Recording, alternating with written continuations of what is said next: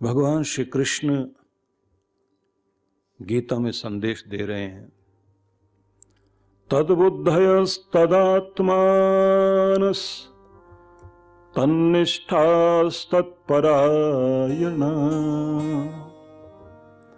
गच्छन्ति पुनरावृत्तिम्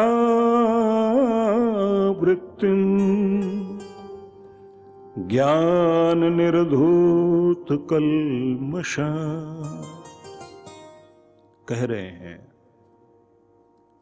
जिन भक्तों की, योगियों की, साधकों की, भजन जप करने वाले प्रेमियों की बुद्धि परमात्मा के तद्रूप हो गई, उनके अनुरूप हो गई,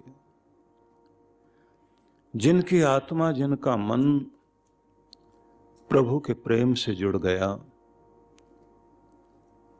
ऐसा जीवन जीते जीते, ऐसे सत्कर्म करते करते जो इस संसार में अपनी देह छोड़ जाते हैं, वासनाओं से मुक्त हो जाते हैं, मोह से ऊपर उठ जाते हैं, फिर इस आंसुओं के संसार में उनका आगमन नहीं होता। वो परम धाम में जाकर परमात्मा के परम आनंद को प्राप्त करते हैं। पीछे आपने ये भी सुना था कि इस राह में, भगवान की राह में चलते चलते अगर यात्रा बीच में रुक जाती है, आपकी सिद्धि पूर्ण नहीं होती,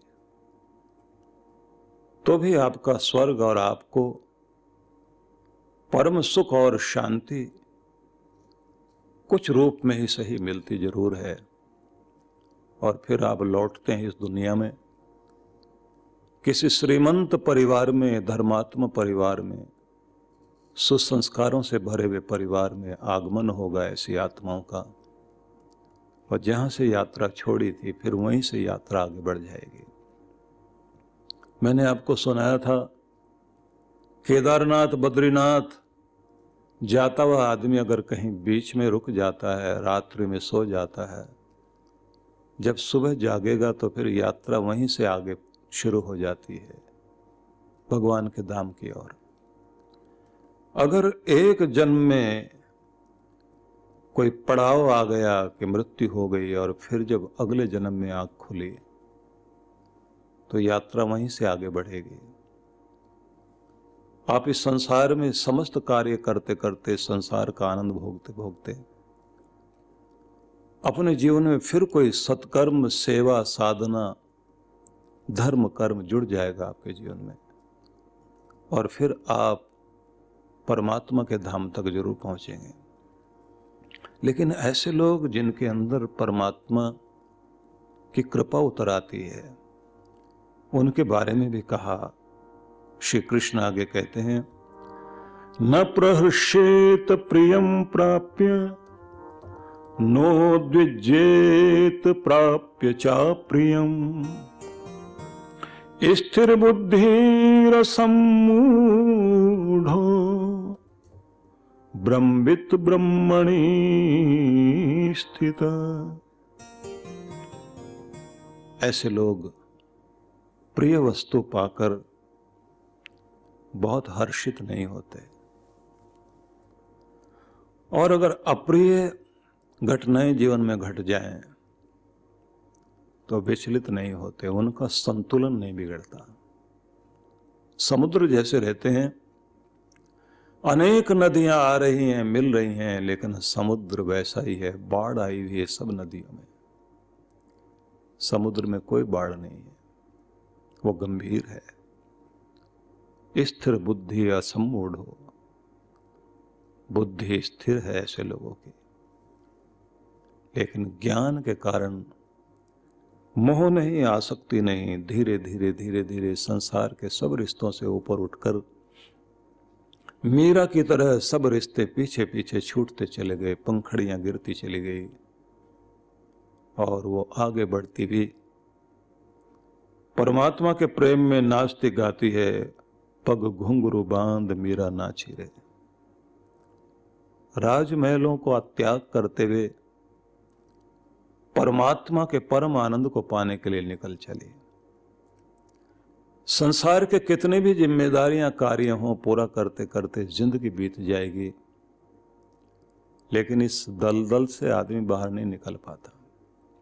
समझदार लोग अपने दायित्व निभाने के साथ साथ अपने बच्चों को जिम्मेदारियां देने के साथ उन्हें अपने कर्म क्षेत्र में कर्म करने के लिए प्रेरित करते हैं और स्वयं भक्ति करते करते अपने आप को ऊंचा उठाते हैं। और ऐसे लोग ब्रह्मवित ब्रह्मणि स्थित, इस दुनिया में भी भगवान में स्थित रहते हैं और ब्रह्मवेत्ता बनकर जीते हैं। तत्व ज्ञान की प्राप्ति जहां सत्संग से सद्गुरुओं से मिलती है, शरण में बैठकर ग्रहण करते हैं और अपने सद्गुरु के प्रति श्रद्धा रखते रखते उनके दिए गए निर्देशों का पालन करते हुए हर दिन अपने आत्मिक उन्नति करते जाते हैं। इसलिए तो कबीर ने बहुत सुंदर बात कही, सुमरन से सुख होत है, सुमरन से दुख जाए। कहे कबीर सिमरन किए, साईं माही समाए। तुम्हारा दुख उसको याद करने से ही जाएगा, क्योंकि तुम याद करोगे वो दया करेगा, और जब तुम दया करोगे दुनिया में तो प्रभु तुम्हें याद करेगा। इसलिए याद शब्द को उलट कर देखिए। याद शब्द को उलट कर जब आप लिखते हैं तो वो दया बन जाता है। याद करो प्रभु को, वो दया करेगा, और दया करो इस दुनिया में तो प्रभु याद रखेगा कि ये मेरा बच्चा संसार में सही ढंग से जीवन जी रहा है, भगवान का हो जाता है, उसके रंग में रंग जाता है। कहे कबीर सिमरन किए, साईं माही समाए। सतनाम को सिमरते उबरे पतित अनेक। कहे कबीर नहीं छाड़िए,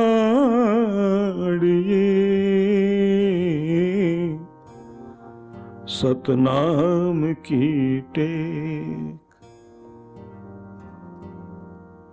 कितना भी पापी मनुष्य रहा हो, उबरा है परमात्मा के नाम के कारण ही।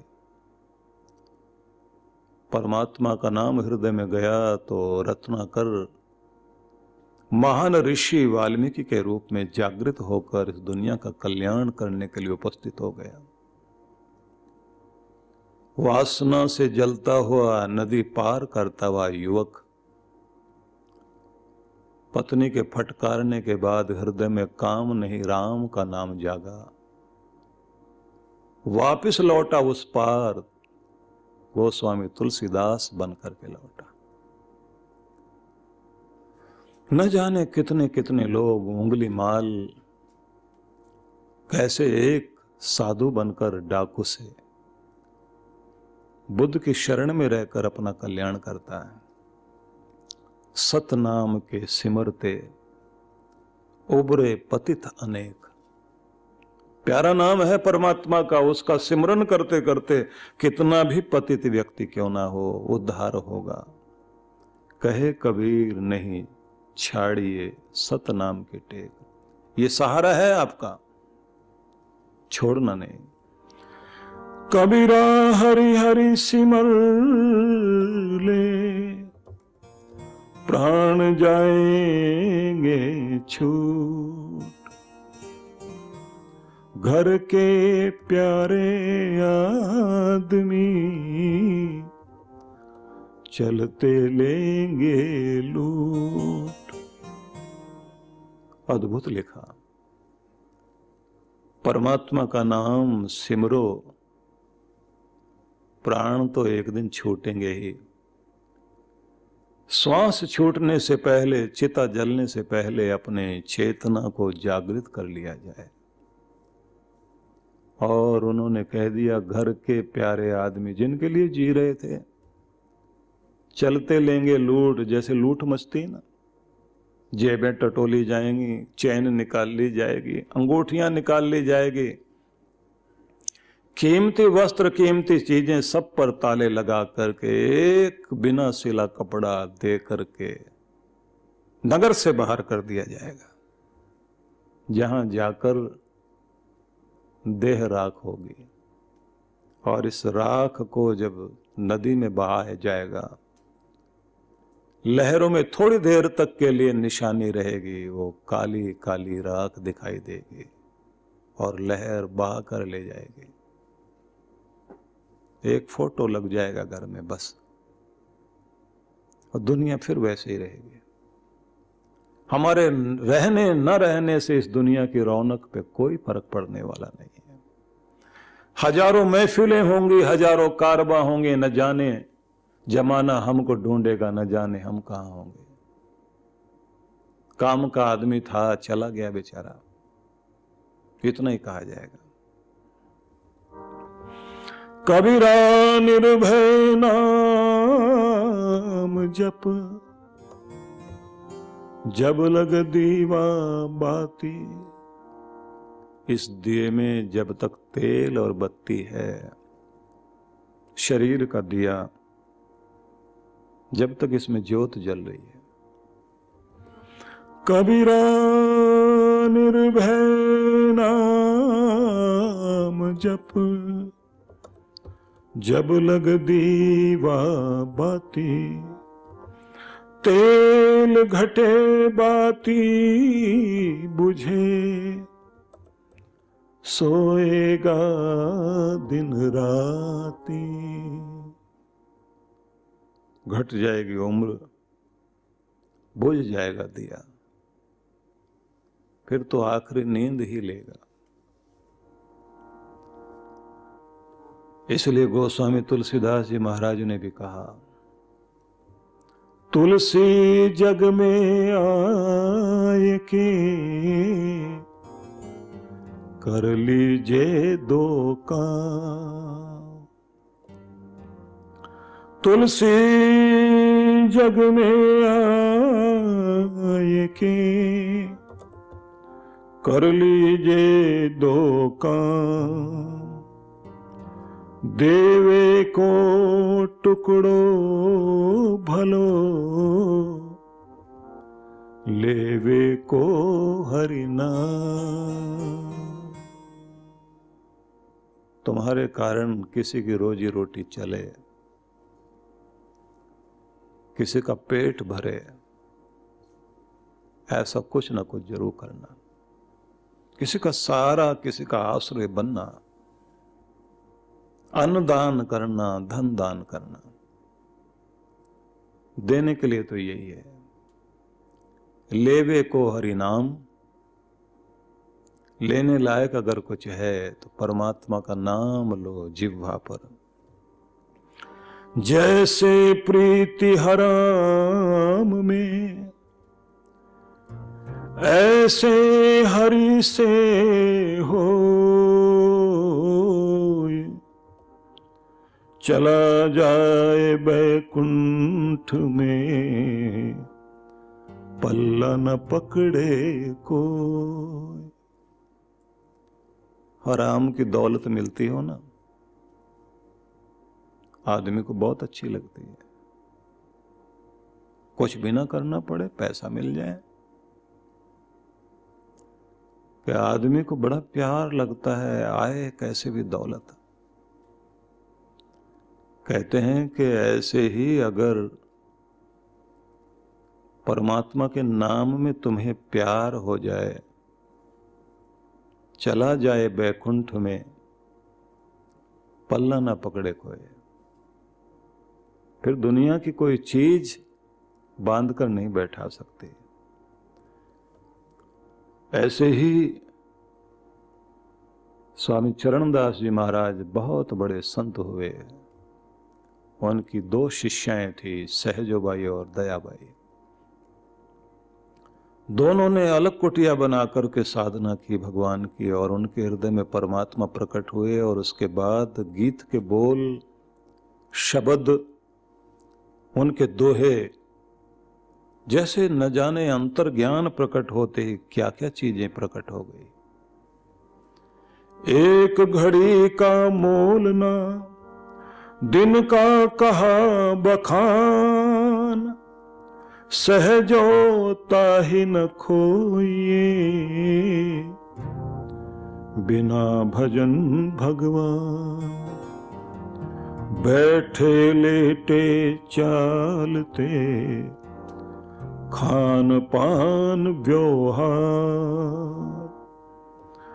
निस दिन जो सिमरन करे सहजो ही निहार। सहजो भज हरि नाम को छोड़ जगत का ने, अपना तो कोई है नहीं अपनी सगी न देह। ये देह भी अपनी सगी नहीं, ये भी यहीं छूट जाएगी। और जिनको हम सगा कहते हैं, साथ तो जाएगा नहीं कोई भी। इसलिए अपने परमात्मा का नाम जपा जाए।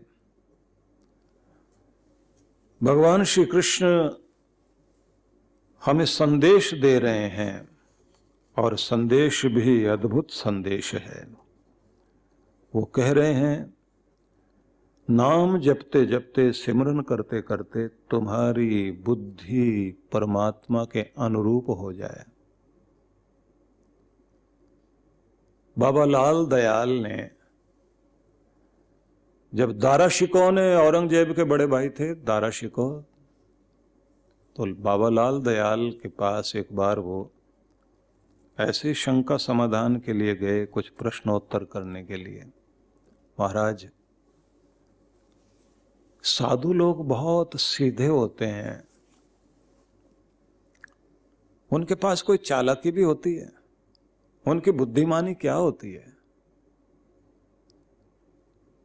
बाबा लाल दयाल ने कहा, शहजादे, उनकी बुद्धिमानी यही है कि दुनिया की मोह माया, दुनिया की आसक्ति कितनी भी ताकत लगाकर उन्हें पकड़ना चाहे, वो पकड़ में नहीं आते, और इससे ऊपर उठकर अपने भगवान से जुड़ जाते हैं और अपनी देह को धन्य कर जाते हैं। अन्नपूर्णे सदा पूर्णे शंकर प्राण वल्लभे, ज्ञान वैराग्य सिद्ध्यर्थम भिक्षाम देहि चा पार्वती। अर्थात, हे अन्नपूर्णे, आप सदा पूर्ण हैं, भगवान शंकर की प्राण वल्लभा हैं।